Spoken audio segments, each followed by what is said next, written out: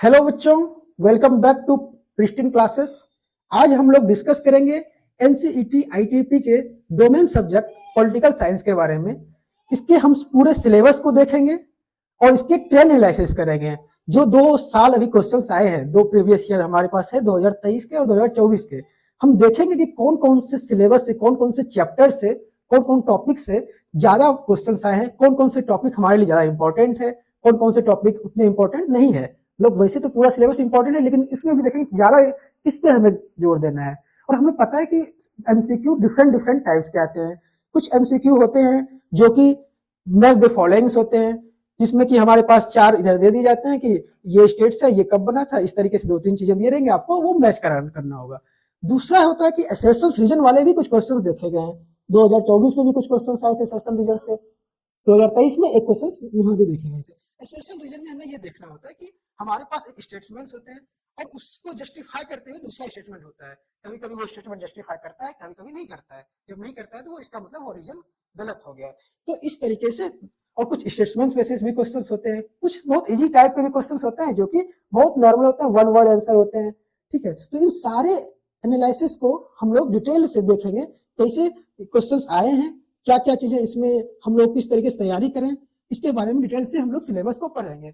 और इसके आगे अगर देखें सिलेबस के बारे में, तो उससे पहले देखते हैं कि प्रिस्टीन क्लासेस के द्वारा कुछ कोर्सेस लॉन्च किए गए हैं, जो कि हैं ITEP BA BEd, ITEP BSc BEd and ITEP BCom BEd.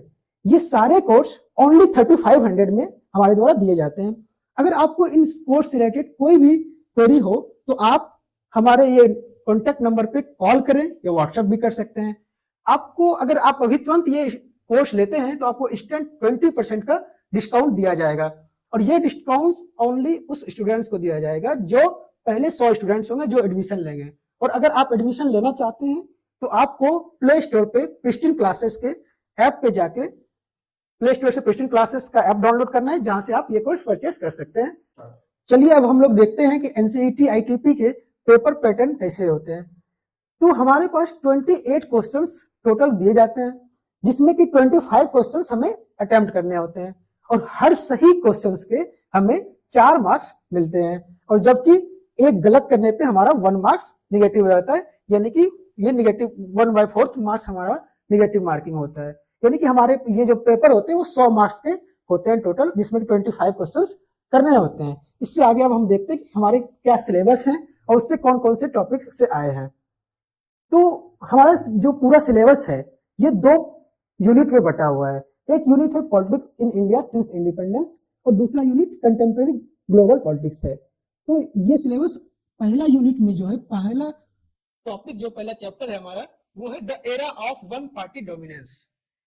ये एक ऐसा चैप्टर है, जब हम 12th के एनसीईआरटी भी पढ़ते हैं तो वहां पे देखेंगे कि पहला चैप्टर यही है, era of one party dominance. तो यहाँ पे हमें डिटेल में क्या क्या पढ़ना है कि first 3 general elections, nature of Congress dominance at the national level, अनएवर dominance state level, coalition nature of Congress and major opposition parties. यानी कि पहले 3 जो हमारे जनरल इलेक्शंस हुए हैं उसमें क्या ट्रेंड्स रहे हैं, कौन पार्टीज जीते हैं, कौन पार्टीज के कम वोट आए हैं। तो पहले 3 जनरल इलेक्शंस को अगर हम एनालाइज करेंगे तो उसमें यह देखते हैं कि हर हमेशा कांग्रेस का डोमिनेंस रहता है। तो इसलिए ये जो एरा होता है, इस एरा को हम लोग वन पार्टी डोमिनेंस कहते हैं। तो इस एरा में कांग्रेस लगातार मेजोरिटी में नेशनल पे तो गवर्नमेंट बनाती है, और पहले कुछ इलेक्शंस में ऑलमोस्ट सारे स्टेट्स में भी कांग्रेस का ही डोमिनेंस बना हुआ रहता है, प्रभुत्व बना रहता है। पहली बार जब स्टेट में कहीं कहीं पे 1957 के टाइम से स्टेट में कांग्रेस का पतन होना स्टार्ट होता है, मतलब 1-2 जगह पे कांग्रेस थोड़ा नीचे जाती है, जिसके कारण ये हमें ये भी देखना होगा कि uneven dominance at the state level. दूसरा कि कुछ स्टेट्स में कोलेशन नेचर ऑफ कांग्रेस, ये जब पूरा टॉपिक हम लोग देखेंगे तो उसमें कांग्रेस अपने आप में कोलेशन है, कांग्रेस में सारे विचारधाराओं के लोग मौजूद हैं।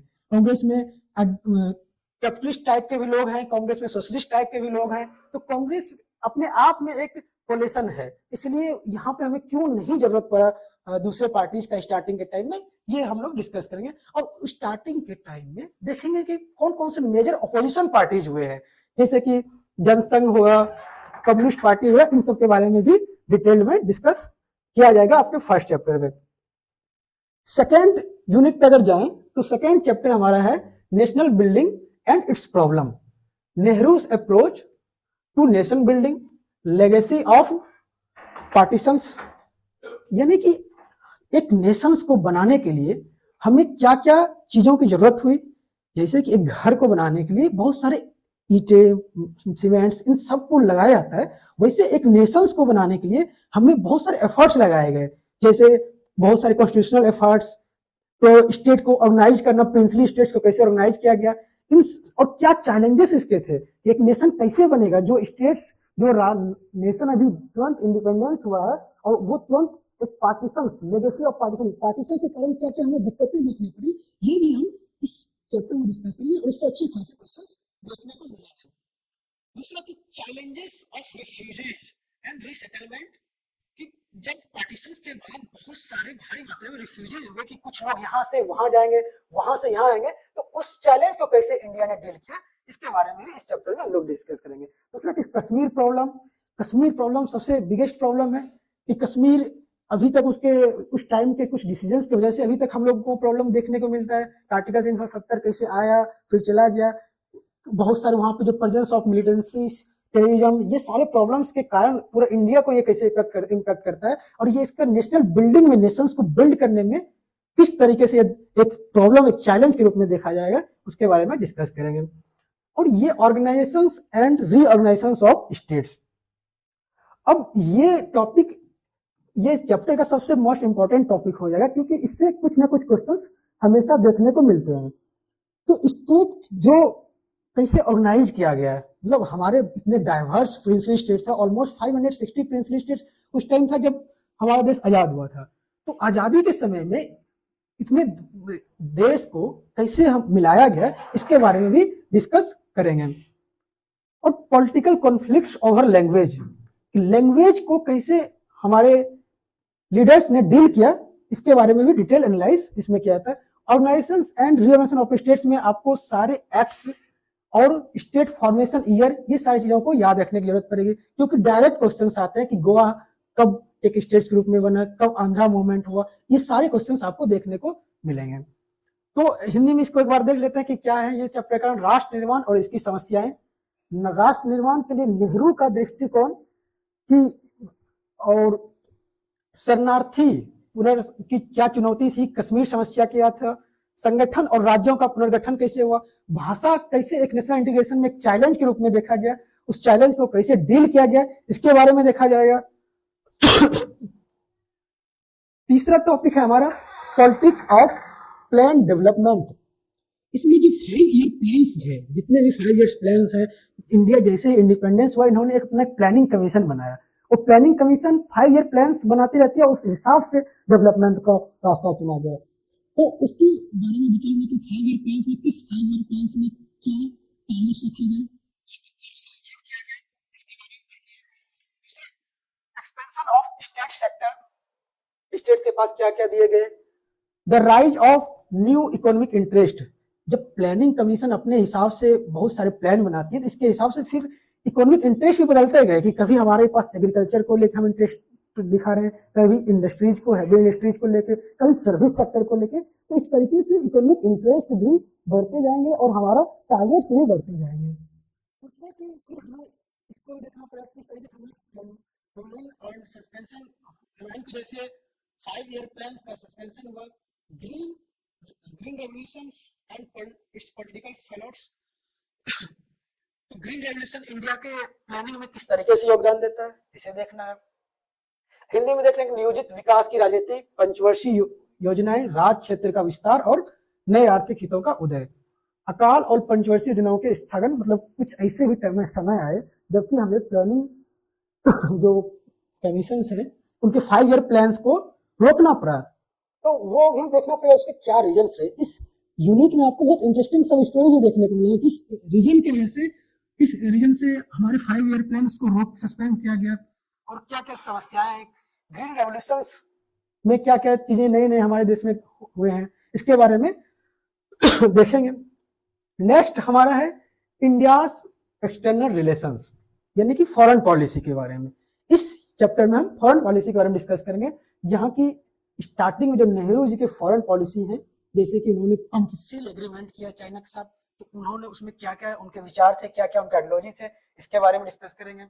दूसरा, Sino Indian war of 1962। Foreign policy में ये भी देखे जाते हैं कि ये वॉर कब हुए, इसके रीजन क्या थे, इसके इम्पैक्ट क्या हुए।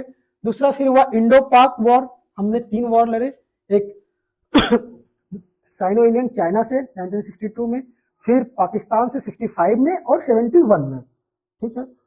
दूसरा कि न्यूक्लियर प्रोग्राम को लेके इंडिया का क्या स्टैंड रहा और कैसे इंडिया ने न्यूक्लियर प्रोग्राम को स्टार्ट किया और कैसे इनका अलायंस पॉलिटिक्स से ये दूर है। ये 2 अलायंस जो उस टाइम वर्ल्ड में था, उसमें किसी भी अलायंस के साथ ये नहीं गए, बल्कि ये नॉन अलाइनमेंट मूवमेंट के साथ गए। हिंदी में देख लेते हैं। भारत के बाहरी संबंध, यानी बाहरी नहीं, विदेशी संबंध ज्यादा सही रहेगा। भारत के विदेशी संबंध, नेहरू के फॉरेन पॉलिसी, नेहरू के विदेश नीति क्या थी? 1962 का भारत चीन युद्ध, भारत पाकिस्तान का 1965 और 1971 के युद्ध को जानना है, और भारत का परमाणु कार्यक्रम क्या था, और दुनिया में जो अलायंस को लेके मतभेद थे उनके लेके क्या भारत का स्टैंड रहा है। नेक्स्ट जो चैप्टर है हमारा, challenge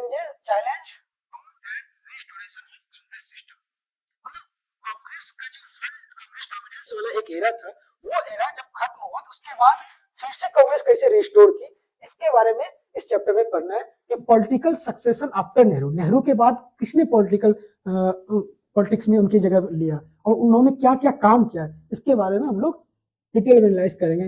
non Congressian and electoral upset of 1967, मतलब कुछ 1967 के बाद से कुछ स्टेट्स में जो कांग्रेस गवर्नमेंट ना होकर दूसरे पार्टी के लोग भी आए, उसके बारे में देखेंगे। दूसरा कि नेहरू जी के जाने के बाद कांग्रेस में विभाजन भी देखने को मिलता है, जो कि कांग्रेस स्प्लिट एंड रिकॉन्स्टिट्यूशन, और फिर 1971 में कांग्रेस का बाउंस बैक करती है और बहुत बिगेस्ट विक्ट्री करती है, और जिसमें कि इंदिरा गांधी जी अपना एक फेमस नारा लगाती हैं, गरीबी हटाओ, और इस स्लोगन की वजह से कांग्रेस फिर से विजयी होती है। हिंदी में देख लेते हैं, कांग्रेस व्यवस्था को चुनौती और उसकी बहाली। दूसरा, नेहरू के बाद राजनीतिक उत्तराधिकारी, गैर कांग्रेसवाद और 1967 की चुनौती, कांग्रेस का विभाजन और पुनर्गठन, और कांग्रेस 1971 के में जीत और गरीबी हटाओ की राजनीति, इसके बारे में पूरा इस सिलेबस में पढ़ेंगे। ये भी हमारे लिए एक इंपॉर्टेंट टॉपिक रहेगा। नेक्स्ट हमारा जो चैप्टर है वो है crisis of the constitutional order. Crisis of the constitutional order, इसमें क्या कि एक टाइम ऐसा भी आया जबकि कॉन्स्टिट्यूशनल ऑर्डर जो हमारा एक संविधान बन के तैयार था, उसमें क्राइसिस आ गए, संवैधानिक व्यवस्था का एक संकट आ गया। वो उस टाइम तब फिर लोगों का क्या हुआ कि search for committed bureaucracy and judiciary, यानी कि ब्यूरोक्रेसी एंड जुडिशरी भी अपने उस काम को नहीं कर रही थी जो उन्हें करना चाहिए। वो पूरा का पूरा सिस्टम एक लोगों के इशारे पे काम कर रही है, तो ये एक समय आता है। दूसरा, इसी टाइम पे नवनिर्माण मूवमेंट गुजरात में चलता है, इसके बारे में डिटेल में स्टडी करना है। बिहार में मूवमेंट चलता है, स्टूडेंट प्रोटेस्ट होता है, रेलवे स्ट्राइक्स होते हैं। ये क्यों होते हैं, उसका रीजन क्या था? इमरजेंसी फिर लगाए गए इन सब सारे रीजन की वजह से। बिहार में जो मूवमेंट्स हुए, नवनिर्माण मूवमेंट जो गुजरात में, इसकी वजह से इमरजेंसी इंदिरा गांधी जी के द्वारा लगाया गया। दूसरा, constitutional and extra constitutional dimensions, इसी टाइम पे हम लोग कॉन्स्टिट्यूशनल के क्या क्या डायमेंशंस रहे उसको भी स्टडी करेंगे, ठीक है। फिर resistance to an emergency, emergency को कैसे हम लोग विरोध करते हैं, कैसे उसका रोकने की कोशिश करते हैं। और फिर election and formation of Janata party government, यानी कि इमरजेंसी के बाद 1977 में जनता पार्टी गवर्नमेंट बनती है, जो कि कांग्रेस गवर्नमेंट को हरा के बनती है, क्योंकि कांग्रेस गवर्नमेंट में इंदिरा गांधी जी इमरजेंसी लगाते हैं। इसके अगेंस्ट में सारे पार्टीज मिलके एक पार्टी बनाते हैं। 1977 में पहली बार कोई दूसरे पार्टी के नेशनल लेवल पे गवर्नमेंट बना था। इससे पहले पूरा का पूरा जो एक पीरियड है 1947 से लेकर या जनरल इलेक्शंस के बाद अगर देखें तो 1952 से लेकर 77 तक कांग्रेस की गवर्नमेंट रही। कभी थोड़ा बहुत अप्स एंड डाउन चले, लेकिन कांग्रेस ही कांग्रेस रहा। लेकिन 1977 में इमरजेंसी के बाद जनता पार्टी गवर्नमेंट आती है। इन्हीं के टाइम में सिविल लिबर्टीज का जो है ऑर्गेनाइजेशंस भी बढ़ते हैं, ठीक है। हिंदी में संवैधानिक व्यवस्था का संकट, प्रतिबद्ध नौकरशाही और न्यायपालिका की खोज में, गुजरात में नवनिर्माण आंदोलन और बिहार आंदोलन, आपातकाल के संदर्भ में पढ़ना है, संवैधानिक और संवैधानिक धरातल का आयाम, आपातकाल का प्रतिरोध, 1977 के चुनाव और जनता पार्टी का गठन, नागरिक के स्वतंत्रता संगठनों का उदय इसी टाइम पे देखने को मिलता है।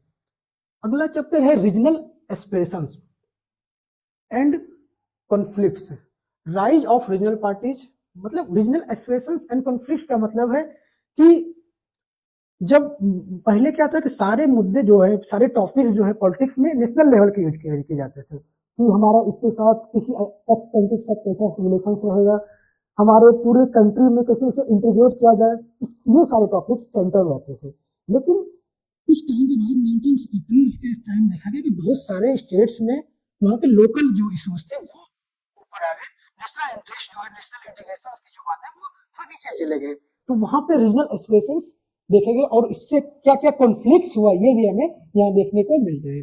तो यहीं पे बहुत सारे रीजनल पार्टीज बनेंगे, हर स्टेट्स में बहुत सारे रीजनल पार्टीज बनेंगे। बिहार में आरजेडी, जेडीयू, डीएमके का भी ज्यादा आएगा उसी टाइम पे। पंजाब में क्राइसिस देखने को मिलेंगे, Punjab crisis and the Sikh rights of, anti Sikh rights of 1984।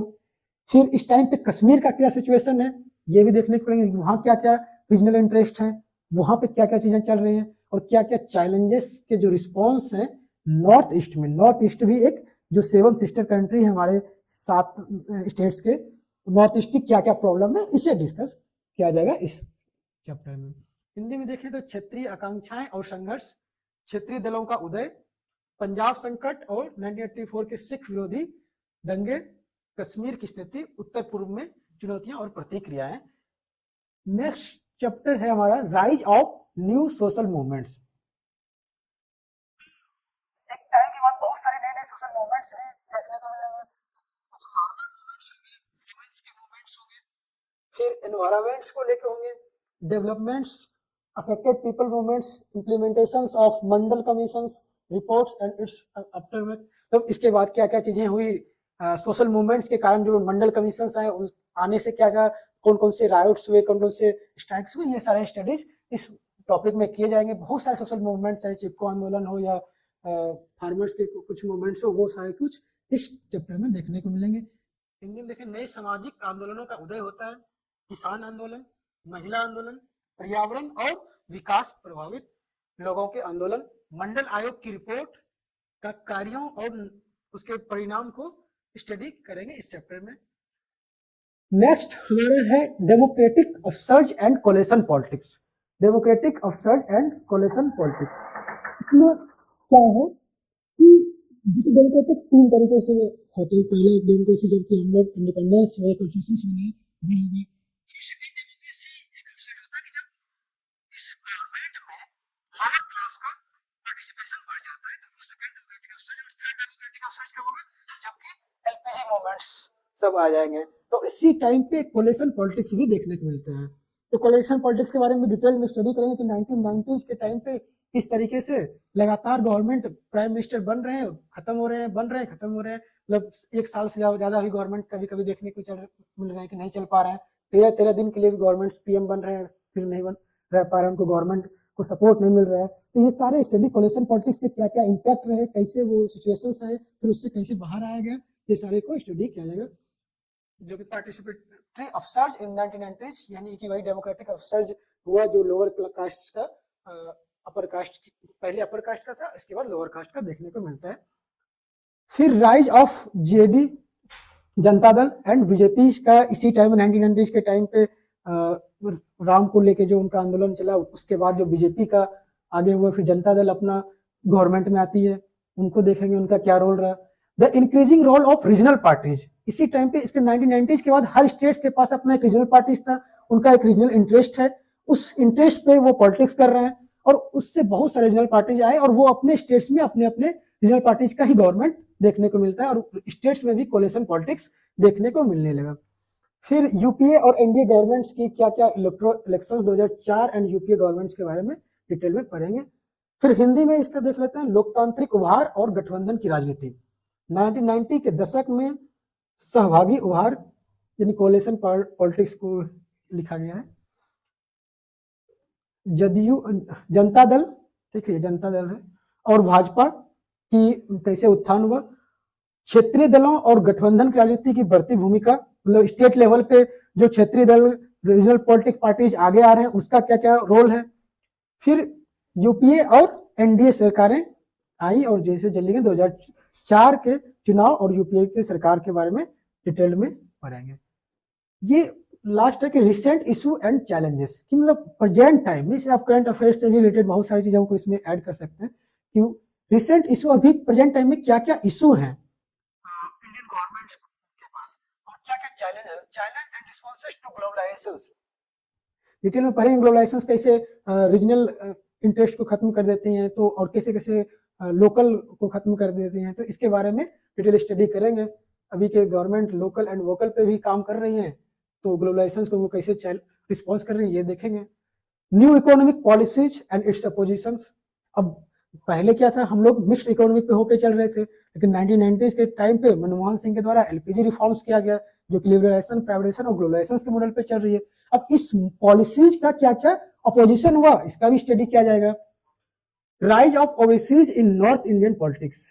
Mandal commission के आने के बाद ओवरसीज का नॉर्थ इंडियन पॉलिटिक्स में अचानक से बहुत आगे और डोमिनेंस बढ़ने लगा, और जो कि अभी तक देखने को मिलता है, क्योंकि मंडल कमीशन का रिपोर्ट ओवरसीज को लेके ही थे, अदर बैकवर्ड क्लास को लेके ही था। दलित पॉलिटिक्स के बारे में भी देखेंगे इन electoral and non electoral area में। The challenge of communalism and Ayodhya dispute and Gujarat riots. ये सारे जो रिसेंट चैलेंजेस हैं, इशू हैं, इन सारे मुद्दों को देखेंगे। हिंदी में देख लें, हालिया मुद्दे और चुनौतियां, वैश्वीकरण की चुनौतियां और प्रतिक्रियाएं, नई आर्थिक नीति और उसका विरोध, उत्तर भारतीय राजनीति में ओबीसी का उदय, चुनावी और गैर चुनावी क्षेत्र में दलित राजनीति, सांप्रदायिकता की चुनौती, अयोध्या विवाद, गुजरात दंगे, इन सारे चीजों का टॉपिक का डिटेल डिस्कस करेंगे।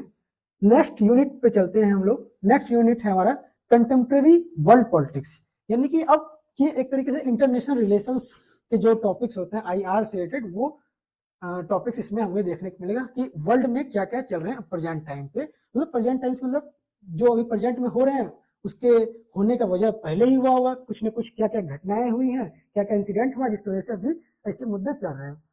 तो इसमें पहला जो हमारे पास है cold war era in world politics. आपको पता है कि दो वर्ल्ड वॉर हुआ, first world war, second world war. इन दोनों वर्ल्ड वॉर को होने के बाद जो फेज आया, यूएसएसआर और यूएसए के बीच में जो कॉन्फ्लिक्ट चलते रहे, उस पूरे फेज को हम लोग कोल्ड वॉर के नाम से जानते हैं। तो इसमें जो इमरजेंस हुआ टू पावर ब्लॉक्स का after the second world war.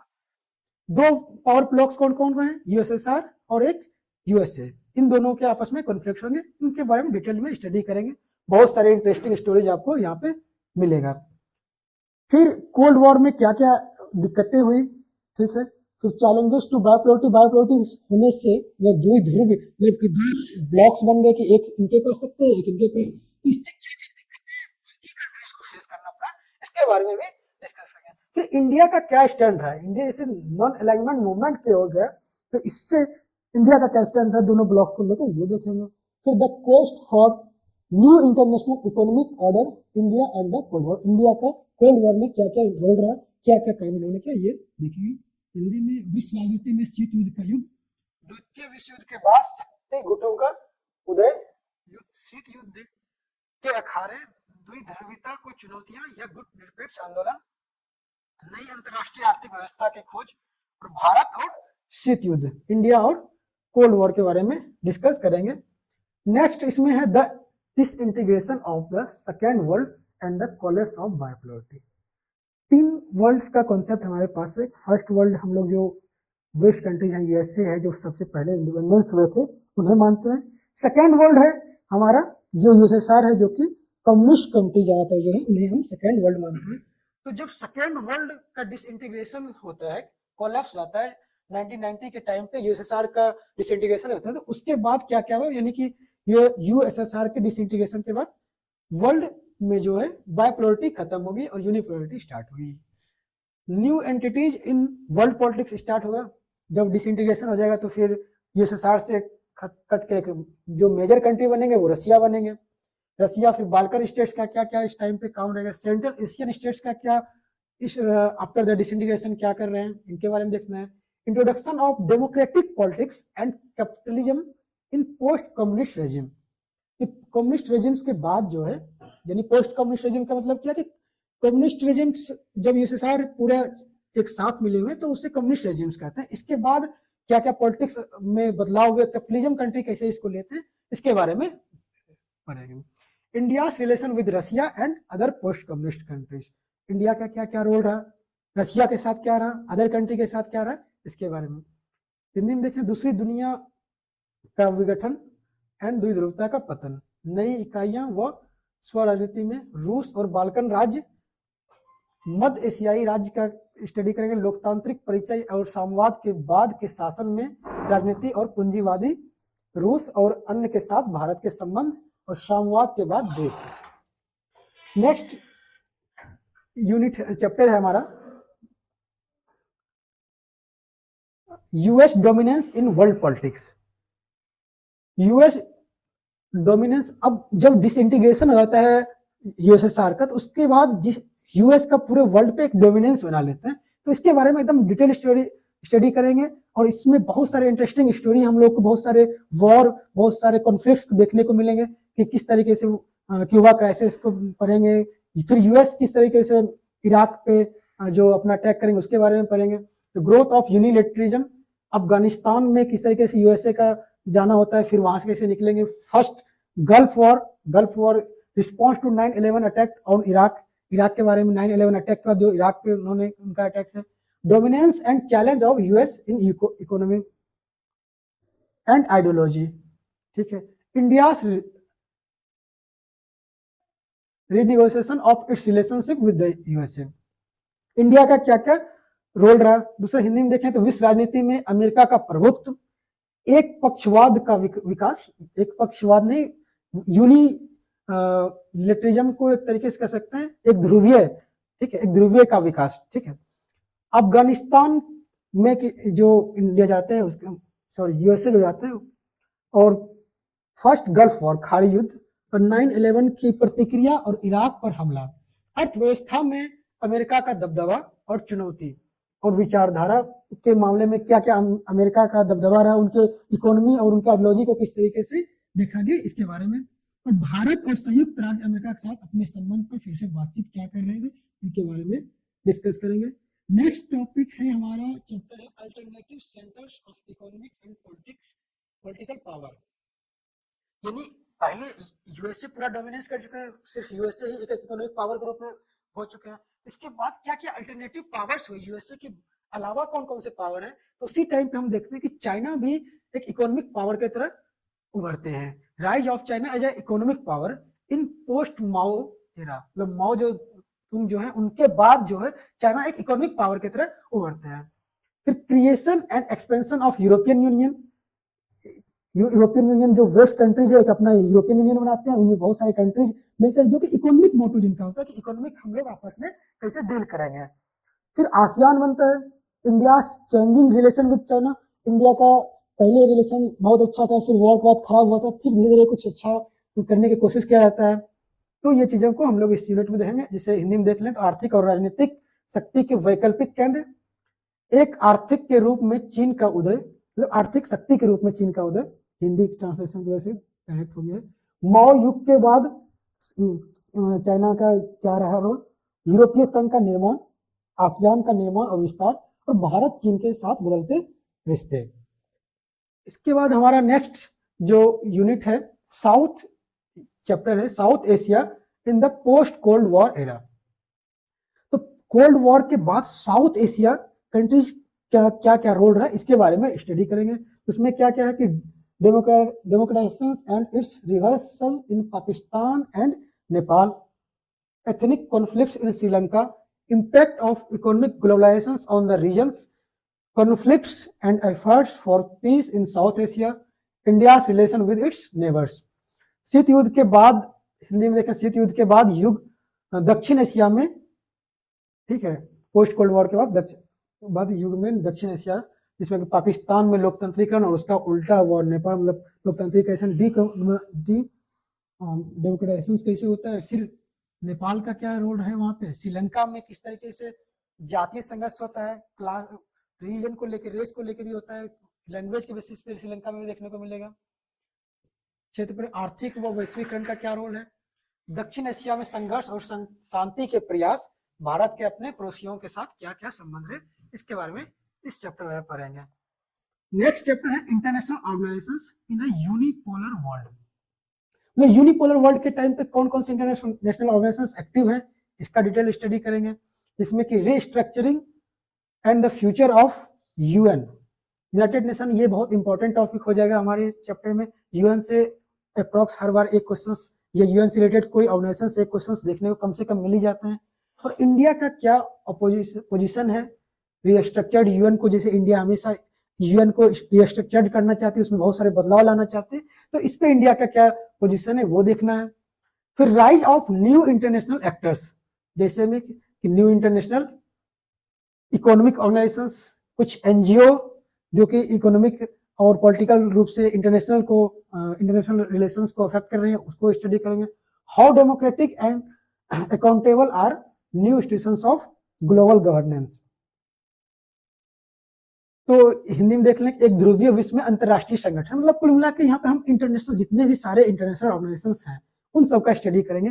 कुछ इंटरनेशनल ऑर्गेनाइजेशंस का यहाँ पे जैसे यूएन का नाम मेंशन किया गया, कुछ का नहीं भी किया गया, तो वो यूएन के अगर कोई पार्ट इंस्टीट्यूशंस होंगे उनका स्टडी करेंगे, तो एग्जाम में आपको क्वेश्चन वहां से भी देखने को मिल सकते हैं।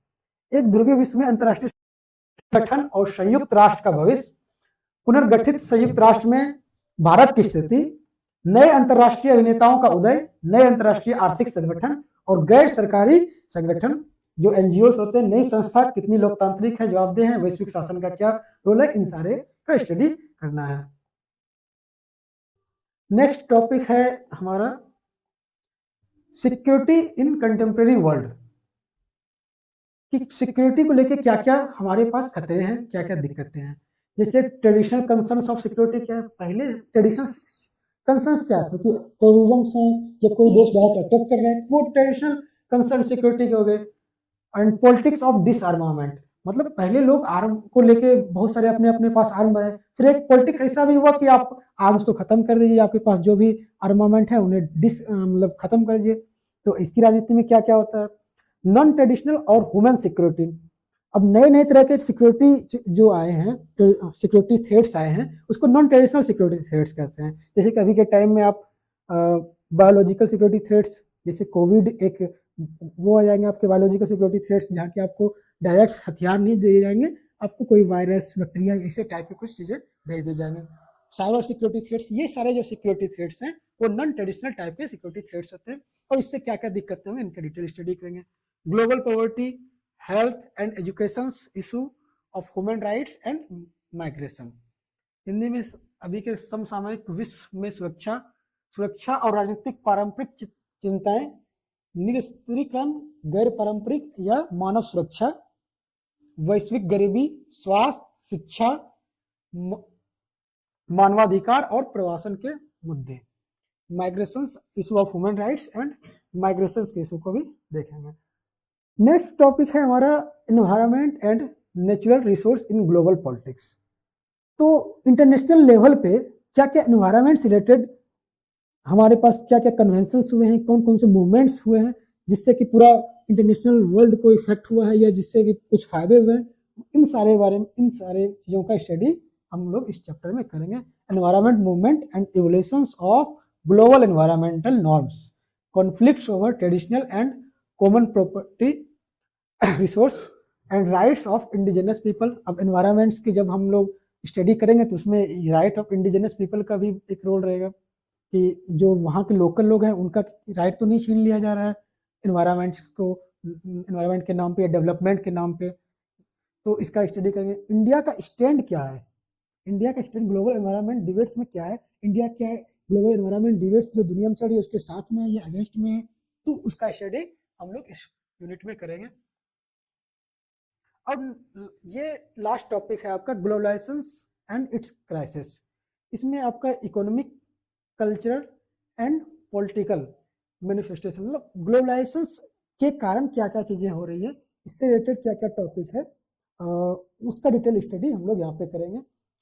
क्या क्या डिबेट्स हैं, ठीक है, nature and consequences of globalisation, globalisation के कारण क्या क्या हमारी दिक्कतें देखने को मिलता है, ये हमें इसमें देखना है।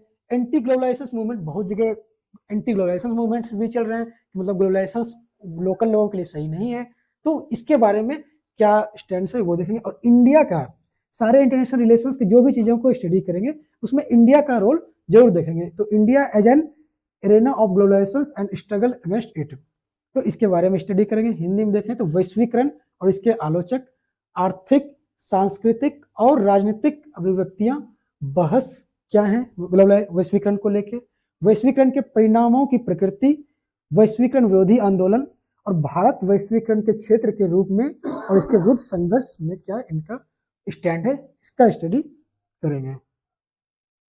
अब हम लोग देख लेते हैं कि एनसीईटी आईटीपी में क्या क्या 2 साल में जो मेजर टॉपिक्स आए हैं, कौन कौन से चैप्टर से ज्यादा टॉपिक्स आए हैं, क्योंकि वो हमारे लिए फिर ज्यादा इंपॉर्टेंट टॉपिक्स हो जाएंगे। एनसीईटी आईटीपी में हमें देखना कि जैसे 10 यूनिट पहले, 10 चैप्टर पहले यूनिट में और फिर 9 यूनिट दूसरे चैप्टर में, तो उसमें किस किस में से ज्यादा क्वेश्चंस आए हैं। तो पहले यूनिट्स में politics in India since independence में 2023 और 2024 के 2 पेपर है, उनका एनालाइज करने पे जो पहला चैप्टर है the era of one party dominance, उसमें 2023 में 2 क्वेश्चंस आए हैं, 2024 में 4 क्वेश्चंस आए हैं। यानी कि ये चैप्टर हमारे लिए बहुत ज्यादा इंपॉर्टेंट हो जाता है कि इसमें 2 क्वेश्चंस और 4 क्वेश्चंस इसमें बढ़ते जा रहे हैं और इसमें बहुत सारे इंटरेस्टिंग फैक्ट्स भी हैं, ये चैप्टर पढ़ने में भी आपको अच्छा लगेगा। दूसरा है कि nation building and its problem, इस चैप्टर से भी पहले 2023 में 3 क्वेश्चन, 2024 में 4 क्वेश्चन, 2023 में 3 क्वेश्चन और 2024 में 4 क्वेश्चन, यानी कि ये टॉपिक भी हमारा इंपॉर्टेंट टॉपिक हो जा रहा है, उसके सामने हम स्टार बना दे रहे हैं। फिर अब politics of plan development, politics of plan development, जो जिसमें कि आपको बताया कि 5 ईयर प्लान के बारे में पढ़ेंगे, प्लानिंग कमीशन कैसे कैसे प्लान बना के भारत ने जो एक डायरेक्शन अपना देखा था कि हम एक प्लानिंग के साथ चलेंगे आगे, ऐसे नहीं चलेंगे कि हर 5 साल से पहले हम प्लान बनाएंगे कि हम इस 5 साल में क्या क्या करेंगे, किस किस सेक्टर में काम करेंगे और कौन कौन से सेक्टर को फोकस में रखेंगे। तो ये जो सारी चीजें हैं हम इस चैप्टर में पढ़ेंगे और इसमें 2023 में 4 क्वेश्चंस देखे हैं और 2024 में भी 2 क्वेश्चंस देखने को मिलते हैं। तो ये भी हमारे लिए इंपॉर्टेंट हो जाता है क्योंकि इससे दोनों ईयर्स में अच्छे खासे क्वेश्चंस देखने को मिले हैं। फोर्थ टॉपिक है इंडियाज एक्सटर्नल रिलेशंस, यानी फॉरेन पॉलिसी के बारे में। इसमें 2023 में भी 1 क्वेश्चन और 2024 में भी 1 क्वेश्चन, यानी कि ये टॉपिक मॉडरेट लेवल पे कि इससे थोड़ा थोड़ा हर बार आ रहे हैं। नेक्स्ट जाते हैं challenges to and restoration of Congress system, इससे 2023 में ऐसे कोई मेजर क्वेश्चंस नहीं देखने को मिले हैं, 2024 में 1 क्वेश्चन। 6 चैप्टर है हमारा क्राइसिस ऑफ कॉन्स्टिट्यूशनल ऑर्डर, इस चैप्टर में हमें 2023 में 1 क्वेश्चन, 2024 में 2 क्वेश्चन।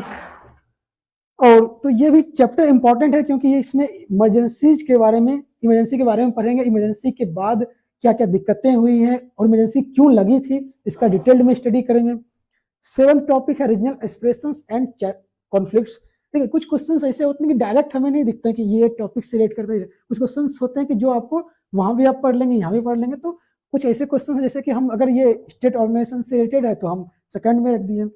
तो मेजरली डायरेक्ट इस चैप्टर से कोई क्वेश्चंस नहीं देखने को मिलेंगे, मतलब इसका मतलब ये नहीं कि ये चैप्टर इंपॉर्टेंट नहीं है, इंपॉर्टेंट है, ठीक है, लेकिन इससे अभी तक कोई क्वेश्चंस नहीं आया है। हो सकता है कि अब नेक्स्ट बार जब हो तो इससे क्वेश्चन आ जाए, लेकिन ट्रेंड्स ये है हमारे। तो 7th ये रीजनल एक्सप्रेशन एंड कॉन्फ्लिक्ट से डायरेक्ट कोई क्वेश्चंस देखने को नहीं मिले। 8वां rise of new social movements, इसमें आप 2024 में 1 क्वेश्चन, 2023 में क्वेश्चंस नहीं देखने को मिले हैं। नेक्स्ट टॉपिक है हमारा democratic affairs and coalition politics, important topic है। इसमें भी हमें 2023 में 2 क्वेश्चंस, 2024 में 1 क्वेश्चन देखने को मिले हैं। 10वां चैप्टर है recent issue and challenges of and response to globalisation, इसमें डायरेक्ट 1 क्वेश्चंस देखने को मिलते हैं 2024 में। 23 में डायरेक्ट क्वेश्चंस नहीं मिले ग्लोबलाइजेशन, क्योंकि यहाँ भी है और सेकंड यूनिट में तो कुछ क्वेश्चंस जो है वहां पे रखे गए हैं। तो अगर आप इस यूनिट से देखें तो इस यूनिट से आपका 2023 में कितने क्वेश्चंस आ गए? 13 क्वेश्चंस आ गए। Politics in India since independence से सिर्फ 13 क्वेश्चंस आ गए। 2024 में कितने क्वेश्चंस आ गए? 17 क्वेश्चंस आ गए। तो ये यूनिट अच्छा खासा, मतलब आपको पता है कि दोनों यूनिट से अच्छे खासे क्वेश्चंस आते हैं। उसमें जो इंपॉर्टेंट है, मोस्ट इंपॉर्टेंट जो है वो आपका स्टार्टिंग के ये 3 जो है, ये तो आप बिल्कुल भी छोड़ के नहीं जा सकते, ये तो सब बनाएंगे, क्योंकि ये इससे अच्छे खासे क्वेश्चंस हर साल आता है। इसका मतलब बिल्कुल नहीं है कि बाकी से नहीं आ सकते हैं, आ सकते हैं, ठीक है, लेकिन हमें एक ट्रेंड्स के हिसाब से देखना है कि किस यूनिट पे ज्यादा स्टडी करना है, क्योंकि इसमें बहुत सारी चीजें आप अगर यहाँ इन तीनों चीजों को समझेंगे तभी आगे इन सारी चीजों को भी समझ पाएंगे। नेक्स्ट देखते हैं कि जो हमारा नेक्स्ट यूनिट है कंटेम्प्रेरी वर्ल्ड पॉलिटिक्स, इसमें कितने कितने क्वेश्चंस आए हैं। तो इसमें देखें, पहला टॉपिक था cold war era in world politics, तो ये भी एक इंपॉर्टेंट टॉपिक है। 2023 में इससे 2 क्वेश्चंस, 2024 में 4 क्वेश्चंस। फिर the disintegration of the second world and the collapse of bipolarity, इसमें डायरेक्ट क्वेश्चंस कोई डिसइंटीग्रेशन से नहीं दिखाया गया, क्योंकि कोल्ड वॉर एरा में ही लगभग क्वेश्चंस आ जाते हैं, तो इसे डायरेक्ट क्वेश्चंस नहीं देखने को मिले। तीसरा यूएस डोमिनेंस इन वर्ल्ड पॉलिटिक्स, इससे भी डायरेक्ट कोई क्वेश्चंस नहीं मिले, लेकिन क्वेश्चंस इनडायरेक्टली जो दूसरे यूनिट में वो, जैसे ये सारे चैप्टर जो आपस में कहीं कहीं ओवरलैप करते हैं, तो कुछ चैप्टर यहाँ का जैसे cold war era and disintegration of second world, कुछ चैप्टर जो है ओवरलैप करते हैं, तो कुछ क्वेश्चंस डायरेक्ट नहीं इनडायरेक्ट कहीं ना कहीं से पूछे जाते हैं। तो ये आपके लिए सबसे इंपॉर्टेंट हो जाएगा। फोर्थ में है alternative centres for economic and political power, इसमें 2023 में भी 2 क्वेश्चंस, 2024 में भी 2 क्वेश्चंस, यानी लगातार क्वेश्चंस इस चैप्टर से आ रहे हैं।